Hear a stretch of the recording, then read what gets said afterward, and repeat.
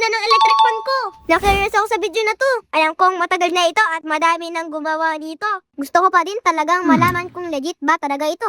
Kinuha ko na nga yung pinakamadaming electric fan sa bahay namin. Makikita nyo sobrang dumi. Bawat gilid-gilid may dumi at alikabok. Talagang mangingitim ang kamay mo pag ginawa mo to. Kinuha ko na nga ang pangpisik na may tubig at may halong sabon. Pinisikan ko na nga ang LC at bawat gilid-gilid ng electric fan. Maingat ko itong pinipisikan dahil baka mabasa ang motor nito. Magiging malinis nga, hindi naman magagamit. Okay na ang wisik, kaya kumuha na ako ng plastic para ibalot sa electric fan. Dandan ko nga itong nilalagay dahil baka ito'y masira. Nakadalawang plastic na nga ako dahil nasira ko yung una. Nalagay ko na nga yung plastic, kaya buksan na natin ang electric fan. Ayan, umiikot na. Maghintay muna tayo kahit mga 3 minuto. A few moments later. Ito na, tinatanggal ko na nga ang plastic. Dito, malalaman na natin kung legit ba talaga o hindi. Sa kasamaang palad, ang dumi pa rin ng electric fan namin. Kaya hindi nga ito legit. Kaya linisan na lang natin gamit ang batsyang may tubig na may sabon at basa ang bilog. Kaya ang linis na ng electric fan ko.